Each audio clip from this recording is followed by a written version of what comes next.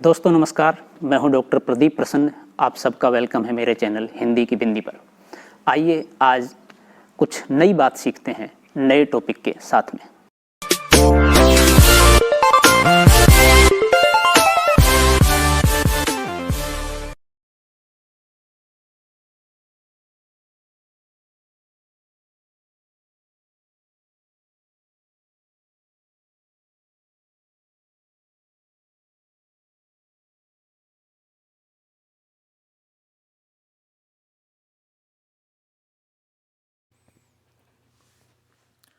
विद्यार्थियों, आज की वीडियो हम बना रहे हैं कक्षा 9 की हिंदी पुस्तक क्षितिज के पाठ 13 ग्रामश्री, जिसके लेखक हैं सुमित्रानंदन पंत।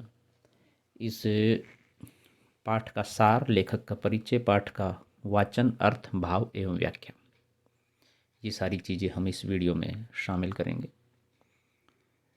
और इसके बाद एक वीडियो हम और बनाएंगे जिसमें इस पाठ के प्रश्नों के उत्तरों को लेकर के बातचीत होगी। तो आइए हम वीडियो प्रारंभ करते हैं। आप सब देख रहे हैं हिंदी की बिंदी चैनल। सुमित्रानंदन पंत का जीवन परिचय। सुमित्रानंदन पंत हिंदी साहित्य के छायावादी युग के प्रमुख कवियों में से एक हैं। इनका जन्म उत्तरांचल के अल्मोड़ा जिले में कोसानी गांव में सन 1900 में हुआ। उनकी प्रारंभिक शिक्षा अल्मोड़ा में ही हुई। 1918 में वे अपने मंझले भाई के साथ काशी आ गए और क्वींस कॉलेज में पढ़ने लगे। वहाँ से माध्यमिक परीक्षा उत्तीर्ण कर वे इलाहाबाद चले गए। 1921 में असहयोग आंदोलन के दौरान महात्मा गांधी द्वारा भारतीयों से अंग्रेजी विद्यालयों, महाविद्यालयों, न्यायालयों एवं अन्य सरकारी कार्यालयों का बहिष्कार करके आह्वान पर उन्होंने महाविद्यालय छोड़ दिया और घर पर ही हिंदी, संस्कृत, बांग्ला और अंग्रेजी भाषा साहित्य का अध्ययन करने लगे। यानी कि बिना किसी शिक्षण संस्थान में जाए हुए अनेक भाषाओं का अध्ययन करने का प्रचलन उस समय था, तो सुमित्रानंदन पंत जी ने भी किया। 7 वर्ष की उम्र में जब वे चौथी कक्षा में ही पढ़ रहे थे, उन्होंने कविता लिखना शुरू कर दिया था। 1926-27 में उनका प्रसिद्ध काव्य संकलन पल्लव प्रकाशित हुआ, जो काफ़ी चर्चित रहा। सुमित्रानंदन पंत की कुछ अन्य काव्य कृतियाँ हैं, जैसे ग्रंथि, गुंजन, ग्राम्या, युगांत, स्वर्ण किरण, स्वर्णधूलि, कला और बूढ़ा चांद, लोकायतन, चिदम्बरा, सत्यकाम आदि। चिदम्बरा पे आपको ज्ञानपीठ पुरस्कार भी मिल चुका है। हिंदी साहित्य सेवा के लिए उन्हें पद्म भूषण 1961 में, ज्ञानपीठ 1968 में, साहित्य अकादमी तथा सोवियत लैंड नेहरू पुरस्कार जैसे उच्च श्रेणी के सम्मानों से अलंकृत किया गया। जहां उनकी प्रारंभिक कविताओं में प्रकृति और सौंदर्य के रमणीय चित्र मिलते हैं, वहीं दूसरे चरण की कविताओं में छायावाद की सूक्ष्म कल्पनाएं व कोमल भावनाएं देखने को मिलती हैं। उनके अंतिम चरण की कविताओं में प्रगतिवाद और विचारशीलता के भावों की अभिव्यक्ति के लिए सटीक शब्दों के चयन के कारण उन्हें शब्द शिल्पी कवि भी कहा जाता है। उनकी मृत्यु 28 दिसंबर 1977 को हुई। ये सुमित्रानंदन पंत के जीवन का छोटा सा परिचय, संक्षिप्त परिचय। अब हम इस कविता के सार को देखते हैं। ग्राम श्री कविता का सार। ग्राम श्री कविता में कवि ने गांव के प्राकृतिक सौंदर्य का बड़ा ही मनोहर वर्णन किया है। हरे भरे खेत, बगीचे, गंगा का तट, सभी कवि की इस रचना में जीवित हो उठे हैं। अगर आपने अपने जीवन काल में कभी भी गांव की सुषमा और समृद्धि का दृश्य नहीं देखा है, तब भी आप इस कविता को पढ़कर ये कल्पना कर सकते हैं कि वह कैसा प्रतीत होता होगा। खेतों में उगी फसल आपको ऐसी लगेगी मानो दूर दूर तक हरे रंग की चादर बिछी हुई हो। उस पर ओस की बूंदें गिरने के बाद जब सूरज की किरणें पड़ती हैं तो वह चांदी की तरह चमकती है नए उगते हुए गेहूं, जौ, सरसों, मटर इत्यादि को देखकर ऐसा प्रतीत होता है मानो प्रकृति ने श्रृंगार किया है। आम के फूल, जामुन के फूल की सुगंध पूरे गांव को महका रही है। गंगा के किनारे का दृश्य भी इतना ही मनमोहक है। जल थल में रहने वाले जीव अपने अपने कार्य में लगे हुए हैं।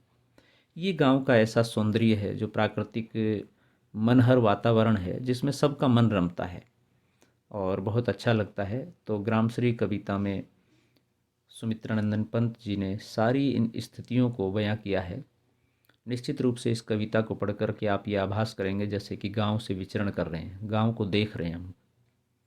जैसे कि बगुला नदी के किनारे मछलियां पकड़ते हुए खुद को संवार रहा है, इस तरह कवि अपनी इस कविता के माध्यम से हमें गांव के अद्भुत प्राकृतिक सौंदर्य के बारे में बता रहे हैं। ग्रामश्री कविता का भावार्थ हम इसको पढ़ते हैं और इसका भावार्थ आपको स्पष्ट करते हुए चलते हैं।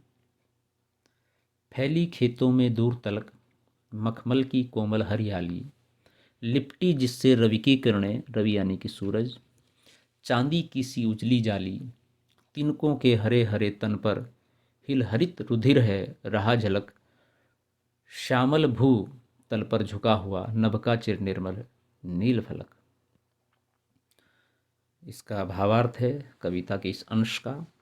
ग्रामश्री कविता की प्रस्तुत पंक्तियों में कवि सुमित्रानंदन पंत जी ने हरी भरी धरती के प्राकृतिक सौंदर्य का बड़ा ही मनोरम चित्रण प्रस्तुत किया है। गांव में चारों तरफ हरियाली फैली हुई है और जब सुबह सुबह इस पर ओस की बूंदें गिरती हैं और सूर्योदय के बाद जब सूर्य की किरणें इन बूंदों पर पड़ती है तो सारा वातावरण झिलमिल झिलमिल चमक उठता है। ऐसा प्रतीत होता है कि खेत की हरियाली के ऊपर चांदी की एक चादर बिछी हुई है। नए उगे हुए हरे पत्तों पर सूर्य की किरणें पड़ती हैं तो ऐसा लगता है मानो सूर्य की किरणें उनके आर पार चली जा रही हैं और उनके अंदर स्थित हरे रंग का खून स्पष्ट दिखाई दे रहा है। जब हम दूर से इस वातावरण को निहारने लगते हैं तो हमें ऐसा प्रतीत होता है कि नीले रंग का आकाश झुककर खेतों की हरियाली के ऊपर अपना आंचल बिछा रहा है।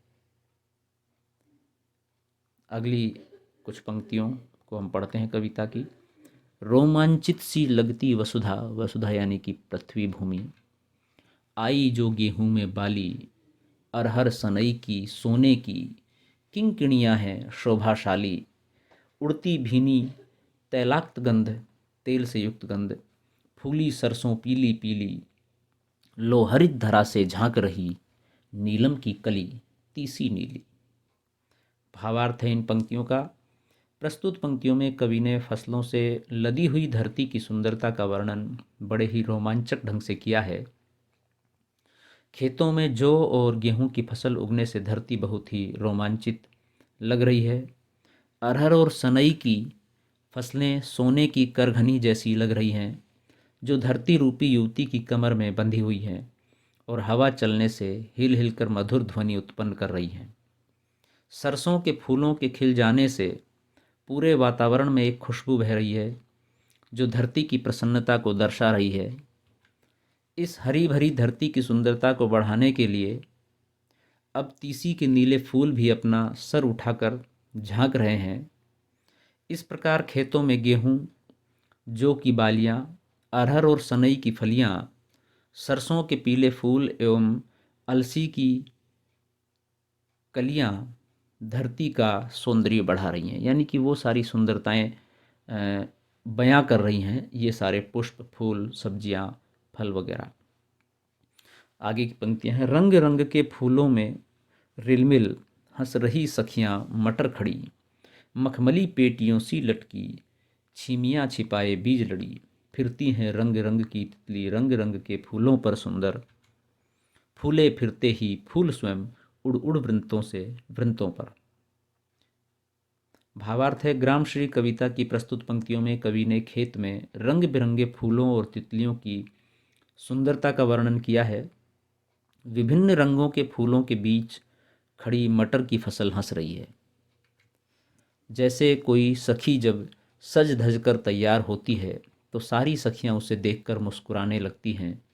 इन्हीं के बीच फसलों की बीज से लदी लड़ियां खड़ी हुई हैं।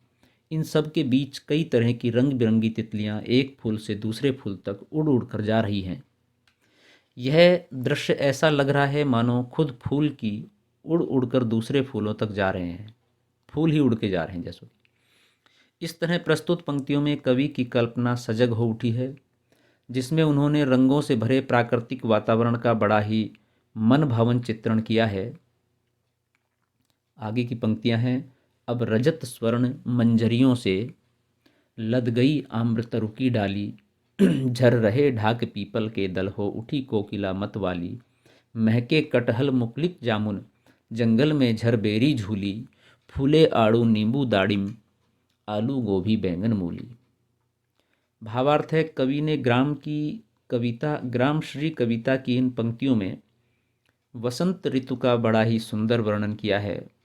कवि कहता है कि आम के पेड़ों की डालियां सुनहरी और चांदनी रंग की आम की बोर कलियों से लद चुकी हैं, यानी कि ऐसा मौसम आ गया है कि आम में बगर आ गया है, फूल आ गया है। पतझड़ के कारण ढाक और पीपल के पेड़ की पत्तियां झड़ रही हैं। इन सब से कोयल मतवाली होकर मधुर संगीत सुना रही है। पूरे वातावरण में कटहल की महक को महसूस किया जा सकता है और आधे पके आधे कच्चे जामुन को देखते ही बनते हैं। झरबेरी बेरों से लद चुकी है। खेतों में कई तरह के फल एवं सब्जियां उग चुकी हैं, जैसे आड़ू, नींबू, अनार, आलू, गोभी, बैंगन, मूली इत्यादि। चारों तरफ हरियाली हरियाली है।